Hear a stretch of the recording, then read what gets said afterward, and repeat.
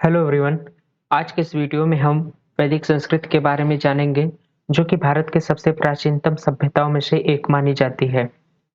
ऐसा कोई भी एग्जाम जिसमें इतिहास से संबंधित प्रश्न आते हैं, उसमें वैदिक संस्कृत से रिलेटेड कुछ ना कुछ ज़रूर पूछा जाता है। तो आइए हम इसके महत्वपूर्ण विषयों पर एक नज़र डालते हैं। सबसे पहले हम देखेंगे इस सभ्यता की शुरुआत किनके द्वारा की गई थी। तो इन सभ्यता की जो शुरुआत है वो आर्यों के द्वारा किया गया था और इसी वजह से हम इस सभ्यता को आर्य सभ्यता के नाम से भी जानते हैं, क्योंकि इनकी शुरुआत जो आर्यों के द्वारा की गई थी और इसी वजह से इस सभ्यता को हम आर्य सभ्यता भी कहते हैं। इसके बाद जो वैदिक संस्कृत है उसको मुख्यतः हम 2 भागों में बाँटते हैं। जो पहला है वो है ऋग्वैदिक काल और जो दूसरा है वो है उत्तर वैदिक काल। ऋग्वैदिक का जो समय काल है वो 1500 से लेकर के 1000 ईसा पूर्व के बीच का है और उत्तर वैदिक का जो समय काल है वो 1000 से लेकर के 600 ईसा पूर्व के बीच में माना जाता है। ऋग्वैदिक काल की जानकारी हमें जो है वो ऋग्वेद से प्राप्त होती है और उत्तर वैदिक काल की जानकारी बाकी 3 वेदों से प्राप्त होती है, जिसमें यजुर्वेद, सामवेद और अर्थवेद से प्राप्त होती है। तो इस प्रकार से हम वैदिक संस्कृति को 2 भागों में बाँटते हैं। पहला है ऋग्वैदिक काल और दूसरा है उत्तर वैदिक काल। ऋग्वैदिक काल की समय सीमा 1500 से लेकर के 1000 ईसा पूर्व के बीच में मानी जाती है और उत्तर वैदिक काल की समय सीमा 1000 ईसा पूर्व से लेकर के 600 ईसा पूर्व के बीच में मानी जाती है। ऋग्वैदिक काल का जो तथ्य मिलता है वो ऋग्वेद से मिलता है और उत्तर वैदिक काल का जो तथ्य हमें प्राप्त होता है बाकी तीनों वेदों से प्राप्त होता है, यजुर्वेद, सामवेद और अर्थवेद से। इसके बाद हम नेक्स्ट पॉइंट देखते हैं। अब जो वैदिक संस्कृत के सभ्यता से जुड़े हुए हम कुछ महत्वपूर्ण तथ्यों को देखेंगे। जैसे इसी जो समय काल में हमारे वेदों की रचना हुई थी, जिसमें से 4 वेद हैं हमारे पास, ऋग्वेद, यजुर्वेद, सामवेद और अर्थवेद। इन चारों चारों वेदों के बारे में एक-एक करके हम आगे देखेंगे। इसके अलावा इस सभ्यता के निर्माता को आर्य माना जाता है। इस बात को मैं आपको पहले ही बता चुका हूँ। वैदिक संस्कृत आर्य शब्द का अर्थ श्रेष्ठ, उत्तम, अभिजात, कुलीन तथा उत्कृष्ट होता है। वैदिक शब्द वेद से बना है, जिसका मतलब ज्ञान होता है। इसके बाद जो है आर्य शब्द का जो सबसे पहले प्रयोग वो मैक्स मूलर ने 1853 ईस्वी में किया था और उन्होंने इस शब्द का प्रयोग, आर्य शब्द का प्रयोग जो है वो एक श्रेष्ठ जाति के लिए किए थे। तो इस बात को याद रखिएगा। इसके बाद आर्य के लोग संस्कृत जानते थे और जो संस्कृत नहीं जानते थे उनको अनार्य कहा जाता था। यानी कि संस्कृत के ज्ञान के आधार पर आर्यों को 2 भागों में बाँटा गया था। जो संस्कृत को जानते थे उनको आर्य कहा जाता था और जो संस्कृत को नहीं जानते थे उनको अनार्य कहा जाता था। इसके बाद अगला बिंदु देखते हैं। अब देखिए आर्य का जो मूल निवास स्थान है उसके बारे में हम देखते हैं। सबसे पहले मैक्स मूलर ने माना था कि जो आर्य के लोग हैं वह मध्य एशिया से आए हुए थे, जबकि दयानंद सरस्वती ने माना था आर्य तिब्बत से आए हुए थे।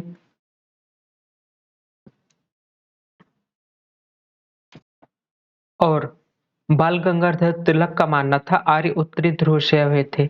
लेकिन इसके अलावा आर्य जो सबसे पहले आकर के वो पंजाब में बसे थे और अफ़गानिस्तान में बसे थे। इन तीनों लोगों के हिसाब से जो आर्य हैं वो तो अलग-अलग स्थानों से आए थे, लेकिन आकर के वो सबसे पहले पंजाब वाले हिस्से में और अफ़गानिस्तान वाले हिस्से में बसे थे।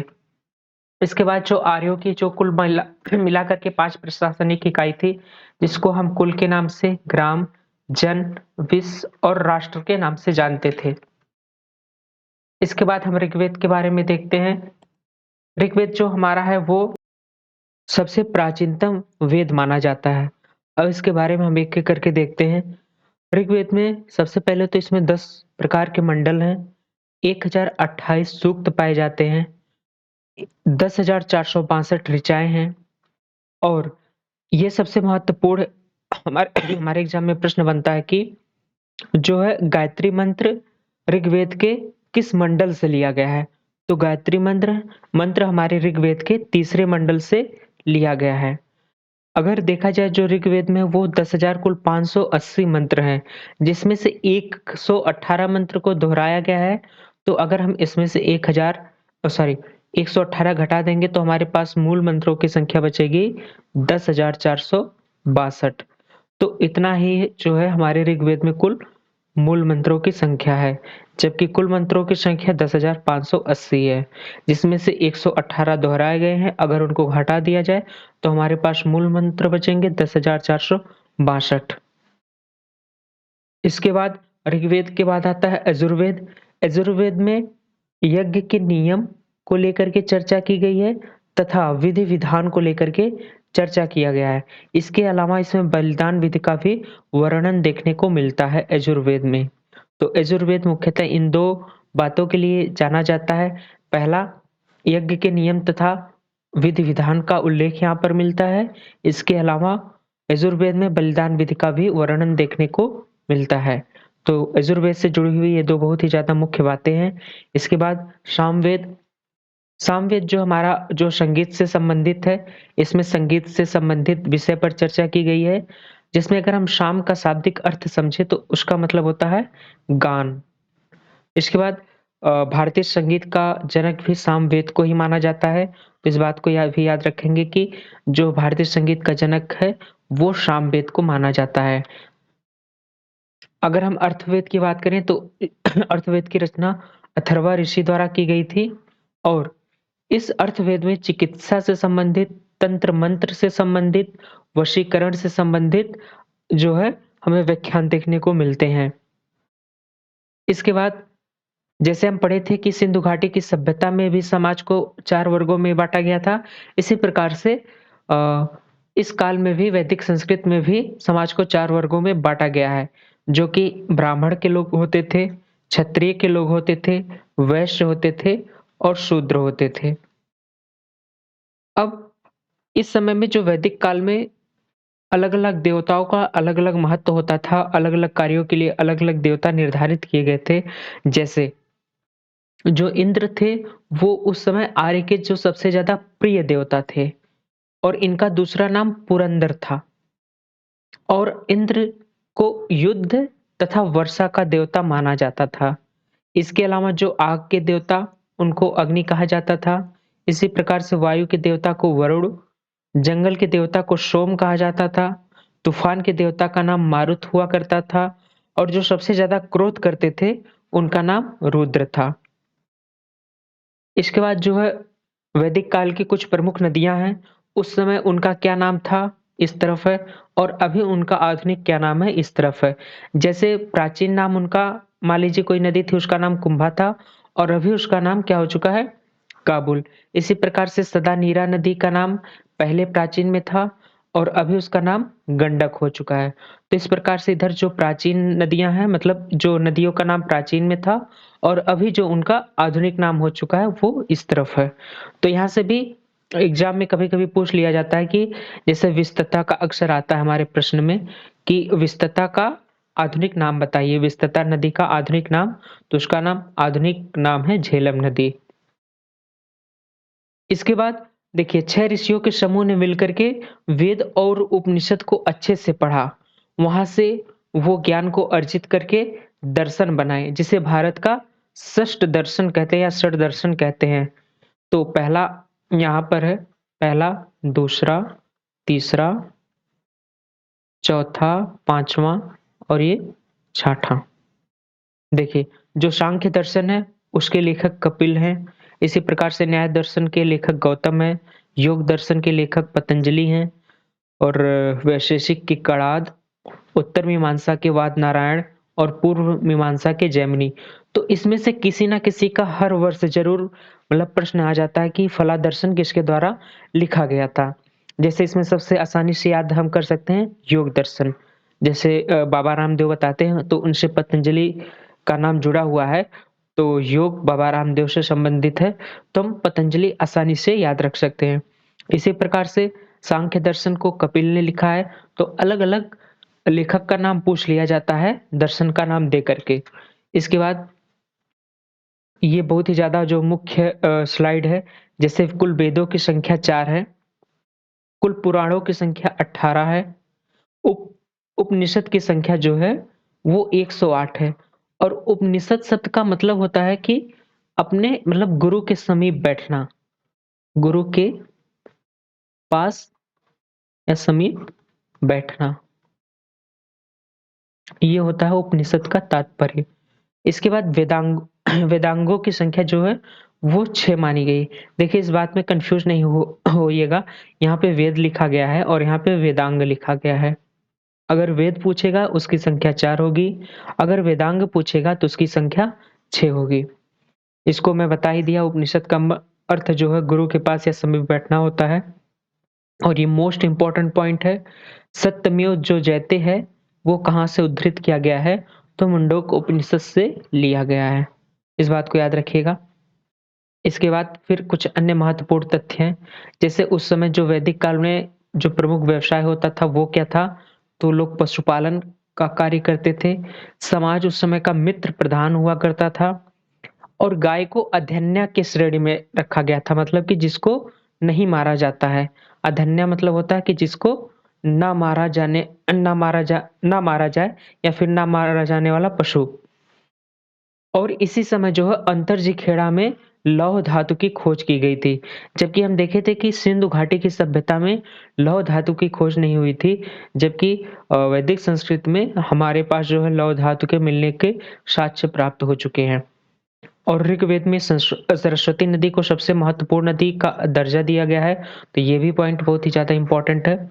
इसके बाद सबसे प्रिय जो देवता थे, वो प्रजापति को माना जाता था। सबसे प्रिय देवता प्रजापति, ये भी इम्पोर्टेंट पॉइंट है। इस काल में वर्ण व्यवसाय के बजाय जो जन्म के आधार पर निर्धारित होता था, यानी कि जो हम पीछे के स्लाइड में पढ़े थे, अलग-अलग वर्ण जो हमारे पास थे 4 प्रकार के, ब्राह्मण, क्षत्रिय, वैश्य और शूद्र। यह जो था वो जन्म के आधार पर होता था कि कौन क्या होगा, मतलब कौन ब्राह्मण होगा, कौन वैश्य होगा और कौन शूद्र होगा। वो जन्म के आधार पर निर्धारित होता था। इसके बाद जो अनाज थे उस समय, जैसे अभी हमारा क्या नाम होता है जौ, तो उस समय जौ को यौ बोला जाता था। इसी प्रकार से धान को व्रीहि बोला जाता था, उड़द को माड़ और मूँग दाल को जो मूँग होती थी वो गुदग और गेहूँ को गोधूम बोला जाता था। तो ये हमारे पास पुराने नाम हैं और इस तरफ नए नाम हैं। तो यहाँ से रेयरली क्वेश्चन आता है, लेकिन कभी-कभी एग्ज़ाम में पूछ लेता है कि मतलब जैसे इधर आधुनिक नाम दे देगा तो उसका वैदिक काल में क्या नाम था? तो इस तरीके से हमारे पास क्वेश्चन आ जाते हैं। इसके बाद चलिए हम जो है इससे रिलेटेड विभिन्न प्रकार के एमसीक्यू क्वेश्चन करेंगे, जिसमें हम महत्वपूर्ण प्रश्नों को कवर करेंगे। इसमें हमारा पहला क्वेश्चन जो है सबसे पहले पूछा गया कि सबसे पवित्र नदी किसे माना जाता था? तो सरस्वती नदी को उस समय जो है सबसे पवित्र माना जाता था। तो इस बात को याद रखेंगे, ये क्वेश्चन बहुत ही ज़्यादा इम्पोर्टेंट है, नदी को लेकर के कि सबसे ज़्यादा पवित्र नदी किसे माना जाता था? तो सरस्वती नदी इसका राइट आंसर होगा। इसके बाद वैदिक समाज की आधारभूत आधारभूत इकाई क्या थी? तो उस समय की जो आधारभूत इकाई थी वो थी कुल या फिर जिसको हम कुटुंब बोलते थे, यानी कि परिवार। ऋग्वैदिक काल के उस समय सबसे प्रधान देवता की पहचान करें जिसकी स्तुति में 250 सूक्तों की रचना की गई थी। तो वो है इंद्र। और इंद्र को किसका देवता माना जाता था? वर्षा का भी देवता माना जाता था। या फिर एक नाम और इनको देते थे, इनका नाम पुरंदर भी था, इंद्र का, पुरंदर। किस वेद में सभा को नरिष्ठ अर्थात सामूहिक वाद-विवाद या अनुल्लंघनीय कहा गया है? तो वो कहा गया अर्थवेद में। किस रचना में नारी को शरा और पाशा के साथ 3 प्रमुख बुराइयों में शामिल किया गया है? वो है मैत्रेयी संहिता में। उत्तर वैदिक काल में किस देवता को सर्वोच्च स्थान प्राप्त था? वो था सर्वोच्च स्थान प्राप्त था प्रजापति को।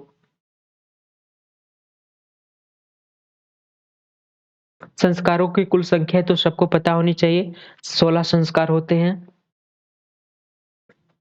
3 ऋण में शामिल नहीं है, वो कौन-सा है? मातृ ऋण को जो 3 प्रकार के जो ऋण होते हैं, उसमें मातृ ऋण को शामिल नहीं किया गया है। ऋग्वैदिक काल से संबंधित मृदभांड संस्कृत है, तो इसका सही आंसर है गेरुवर्णी मृदभांड संस्कृत, जिसको शॉर्टकट में ओसीपी भी कहा जाता है। अगला क्वेश्चन उत्तर वैदिक काल से संबंधित मृदभांड संस्कृत है। सेम क्वेश्चन रिपीट हो गया नहीं, ये जो है ये ऋग्वैदिक काल से संबंधित था, इस बात को ध्यान से देखेंगे। जो क्वेश्चन नंबर 13 है, वो ऋग्वैदिक काल से संबंधित है मृदभांड, तो उसका आंसर गेरुवर्णी मृदभांड है। जबकि जो अगला वाला क्वेश्चन है, वो उत्तर वैदिक काल से संबंधित मृदभांड संस्कृत पूछा है। तो ये हो जाएगा चित्रित धूसर मृदभांड संस्कृत, इसको शॉर्टकट में पीजीडब्ल्यू बोला जाता है। इसका आंसर नंबर बी है। हरियाणा प्रांत में चित्रित धूसर मृदभांड यानी कि पीजीडब्ल्यू स्थल किस स्थान पर हाल में किए गए उत्खननों से प्रकाश में आया है? तो वो है स्थान है भगवानपुर। भगवानपुर याद रखिएगा, क्योंकि अभी ये जीके के साथ-साथ जो है मतलब इतिहास के साथ-साथ ये करंट का भी क्वेश्चन बन सकता है। प्राचीनतम विवाह संस्कार का वर्णन करने वाला विवाह सूक्त किसमें पाया गया है? तो वो ऋग्वेद में पाया गया है, और ऋग्वेद सबसे प्राचीन वेद भी माना जाता है। ऋग्वेद को ही सबसे प्राचीन वेद माना जाता है। ऋग्वेद में अधन्य यानी कि वध योग्य जो नहीं है, शब्द का प्रयोग किसके लिए किया गया है? तो गाय के लिए किया गया है। जैसा कि हमने आपको थ्योरी में भी बताया था कि गाय को अधन्य या अधन्य की श्रेणी में रखा गया है, यानी कि ना मारा जाने वाला पशु। ऋत यानी प्राकृतिक संतुलन स्थापित करने के कारण किस वैदिक देवता को ऋतस्य गोप कहा गया है? तो वरुण को ऋतस्य गोप कहा गया है। निम्नलिखित में से कौन सा मूलतः जल या समुद्र का देवता था? तो वो थे वरुण। अगला क्वेश्चन पूर्व वैदिक या ऋग्वैदिक संस्कृत का काल किसे माना जाता है? 1500 ईसा पूर्व से लेकर के 1000 ईसा पूर्व को जो है पूर्व वैदिक या फिर ऋग्वैदिक संस्कृत माना जाता है। ऑप्शन नंबर ए इसका सही है। अगला क्वेश्चन सेम रिपीट हो गया है। नेक्स्ट क्वेश्चन उत्तर वैदिक संस्कृत का काल किसे माना जाता है? उत्तर वैदिक संस्कृत का जो काल है वो 1000 ईसा पूर्व से लेकर के 600 ईसा पूर्व के बीच को माना जाता है। आर्य शब्द का शाब्दिक अर्थ श्रेष्ठ या कुलीन होता है। ये जो बहुत ही ज़्यादा इम्पोर्टेंट प्रश्न है, ये बार-बार आता है कि आर्य का मतलब क्या होता है? देखिए आर्य का ये भी मतलब होता है कि जो संस्कृत को जानते थे, उनको भी आर्य कहा जाता था, और आर्य का मतलब जो है श्रेष्ठ या फिर कुलीन होता है। और आर्य का सबसे पहला जो प्रयोग है, वो मैक्स मूलर ने किया था। एक श्रेष्ठ जाति के लिए मैक्स मूलर ने जो है आर्य शब्द का यूज़ किया था। इस बात को याद रखिएगा, ये तीनों चारों पॉइंट बहुत ही ज़्यादा महत्वपूर्ण है। इसके बाद प्रारंभिक आर्यों के बारे में निम्न कथनों में से कौन-सा सही कथन नहीं है? देखिए जो वैदिक संस्कृत थी वो एक जो ग्रामीण सभ्यता थी, वो लोग ग्रामीण प्रकार का जीवन जीते थे, जबकि जो सिंधु घाटी की सभ्यता थी, वो एक शहरी सभ्यता थी। और सिंधु घाटी की सभ्यता शहरी सभ्यता कैसे थी? क्योंकि वहाँ पे नाली वगैरह काफ़ी व्यवस्थित थी, रसोई घर मिला था, अन्नागार भी मिला था और नहाने के लिए स्नान घर हुआ करते थे। तो इस वजह से वो जो है सभ्यता शहर से मेल खाती थी, तो वह शहरी सभ्यता थी। और जबकि हमारी वैदिक संस्कृति जो है वो नगर में ना रह करके बल्कि एक ग्रामीण सभ्यता थी। तो इस वजह से जो है कौन-सा सही नहीं है, यानी कि ये वाला डी वाला सही नहीं है। इनमें से किस फसल का ज्ञान वैदिक काल के लोगों को नहीं था? तम्बाकू का ज्ञान उन लोगों को नहीं था। ये वाला ऑप्शन सही है। और देखिए वो लोग जौ के बारे में जानते थे, गेहूँ के बारे में जानते थे और चावल के बारे में जानते थे। जबकि उन लोगों को ये जो है तम्बाकू का ज्ञान नहीं था।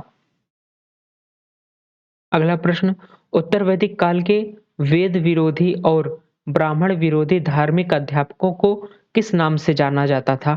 तो उनको जाना जाता था श्रमण के नाम से। ये काफ़ी इम्पोर्टेंट प्रश्न है, ये हमारे लगभग हर प्रकार के परीक्षाओं में पूछा जाता है कि जो ब्राह्मण विरोधी या फिर वेद विरोधी होते हैं, उनको श्रमण कहा जाता है। वैदिक गणित का महत्वपूर्ण जो अंग है, वो शुल्ब सूत्र को माना जाता है। अगला प्रश्न, किस वेद में प्राचीन वैदिक युग की संस्कृत के बारे में सूचना दी गई है? तो देखिए प्राचीन शब्द आया और सबसे प्राचीन वेद कौन-सा है? हमारा जो है वो ऋग्वेद है, तो इसका आंसर हो जाएगा ऋग्वेद। इसके बाद हम नेक्स्ट क्वेश्चन की तरफ बढ़ते हैं। निम्नलिखित में से उत्तर वैदिक काल में लिखे गए ग्रंथों का सही क्रम क्या है? देखिए सबसे पहले वेद लिखा गया था, दूसरे नंबर पे ब्राह्मण के बारे में लिखा गया था, फिर आरण्यक लिखा गया था और सबसे लास्ट में उपनिषद को लिखा गया था। तो ये वाला ऑप्शन फर्स्ट सही है। तो इस क्रम को याद रखिएगा कि सबसे पहले वेद के बारे में, फिर ब्राह्मण, फिर आरण्यक और सबसे लास्ट में उपनिषद के बारे में लिखा गया था। वेदों की संख्या कितनी है? ये भी जो एक बेसिक सा प्रश्न है, ये हमेशा याद होना चाहिए। वेदों की संख्या जो है 4 है, जबकि वेदांगों की संख्या 6 है। पुराण की संख्या 18 है। कौन से 3 वेद संयुक्त रूप से त्रयी या वेद त्रयी कहलाते हैं? तो वो है ऋग्वेद, यजुर्वेद और सामवेद। इसका सही जो ऑप्शन हो जाएगा, सही आंसर वो आंसर नंबर 1 है। भारत के राज्य चिन्ह में प्रयुक्त होने वाला शब्द सत्यमेव जयते किस उपनिषद से लिया गया है? तो वो है मुंडक उपनिषद से लिया गया है। तो ये भी काफ़ी इम्पोर्टेंट प्रश्न है, इसको याद रखिएगा।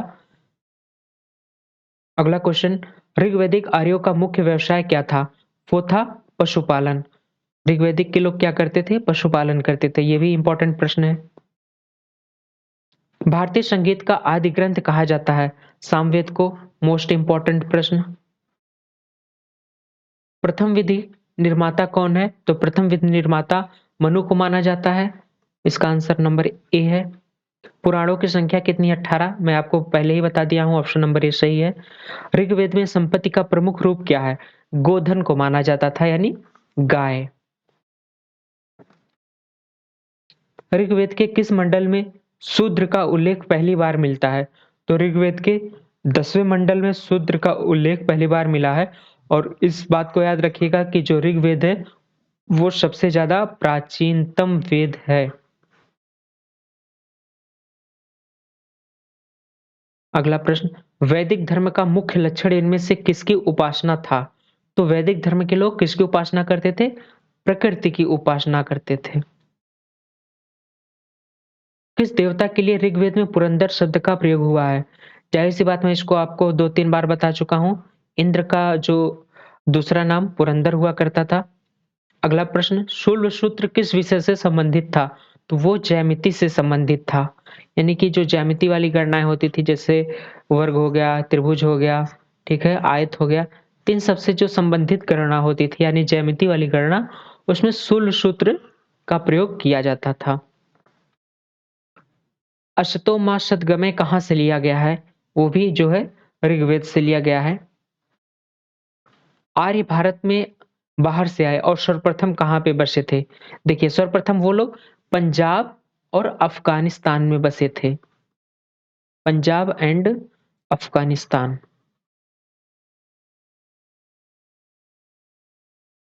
अफगानिस्तान। तो इसका आंसर नंबर सी सही है। वेदों को अपौरुषेय क्यों कहा जाता है? क्योंकि वेदों की जो रचना वो देवताओं द्वारा की गई थी। इसकी रचना पुरुषों द्वारा नहीं की गई थी। इसी वजह से वेद को अपौरुषेय कहा जाता है। ऑप्शन नंबर ए इसका सही है। वैशेषिक दर्शन के प्रतिपादक कौन है? उलूक कणाद। ये हमारे जो एग्जाम के दृष्टि से काफी अच्छा क्वेश्चन है और बार-बार ये पूछा जाता है कि वैशेषिक जो दर्शन है, इसके जो प्रतिपादक कौन है? तो उलूक कणाद या फिर उलूक कणद। मीमांसा या पूर्व मीमांसा दर्शन के प्रतिपादक है। देखिए इन सब चीज़ों को मैं आपको पहले ही स्लाइड में दिखा चुका हूँ कि जो 6 प्रकार के दर्शन होते हैं, उनके अलग-अलग लेखक या फिर प्रतिपादक कौन है, तो आप वहाँ से देख लीजिएगा। वेदांत या उत्तर मीमांसा के प्रतिपादक बाद नारायण हैं। ऋग्वेद का कौन-सा मंडल पूर्णतः सोम को समर्पित है? तो वो है 9वां मंडल। प्रसिद्ध 10 राजाओं का युद्ध, दासराज युद्ध किस तट पर लड़ा गया था? तो वो परुशड़ी नदी के जो है किनारे लड़ा गया था या फिर परुशड़ी नदी के तट पर लड़ा गया था। ऑप्शन नंबर डी इसका सही है। अगला प्रश्न, 800 ईसा पूर्व से 600 ईसा पूर्व का काल किस युग से जुड़ा है? उसको हम ब्राह्मण युग के नाम से जानते हैं, जो कि 800 से 600 ईसा पूर्व के बीच में है, उसको हम ब्राह्मण युग के नाम से जानते हैं। किस काल में अछूत की अवधारणा स्पष्ट रूप से उदित हुई? तो धर्मशास्त्र के काल में जो है अछूत की अवधारणा को अच्छे से जो उद्धृत किया गया है। गायत्री मंत्र देवी सावित्री को संबोधित किस पुस्तक में मिलता है? तो गायत्री मंत्र का भी जो उल्लेख है वो ऋग्वेद से हमें मिलता है। एशिया माइनर स्थित बोगा जकोई का महत्व इसलिए है क्योंकि वहां पर देखिए 4 वैदिक देवताओं, पहला जो है भगवान इंद्र, भगवान वरुण, मित्र, नाशत्य को उल्लेख मिलता है। वहां पर जो इनका उल्लेख मिलता है, बोगा जकोई का महत्व इसीलिए माना गया है, जहां पर इंद्र, वरुण, मित्र, नाशत्य का उल्लेख मिलता है। न्याय दर्शन के प्रचारित को किसने किया था? तो उसका प्रचार जो है गौतम ने किया था। प्राचीन भारत में निष्क से जाने जाते थे स्वर्ण आभूषण को जो है निष्क जाना जाता था। प्राचीन भारत में जैसे हम लोग देखे थे अनाज का अलग-अलग नाम हुआ करता था, उसी प्रकार से जो है निष्क जो स्वर्ण आभूषण को कहा जाता था। योग दर्शन के प्रतिपादक पतंजलि हैं। ये तो याद रखने वाला क्वेश्चन है और अपने आप भी याद हो जाता है। उपनिषद क्या है? मतलब ये किस प्रकार की जो पुस्तकें हैं जो कि दर्शन पर लिखी गई हैं। उपनिषद क्या है? एक दर्शन है। तो आज के प्रश्न में इतना ही। तो हमने आपको जितना भी बताया है वो बहुत ही ज़्यादा मोस्ट इम्पोर्टेंट प्रश्न है और यहाँ से ही आपके एग्ज़ाम में बार-बार चीज़ों को पूछा जाता है। तो आप इसको पूरा अच्छे से देखिएगा। मैं जितना भी पीछे तक का पूरा एमसीक्यू बताया हूँ, एक-एक क्वेश्चन काफ़ी ज़्यादा इम्पोर्टेंट है और अगर आप इतना पढ़ के जाते हैं तो डेफ़िनेटली आपका सारा जो इससे संबंधित एग्ज़ाम का क्वेश्चन हो जाएगा। इसके आगे की जो जानकारी है, अगला चैप्टर हम नेक्स्ट वीडियो में देखेंगे।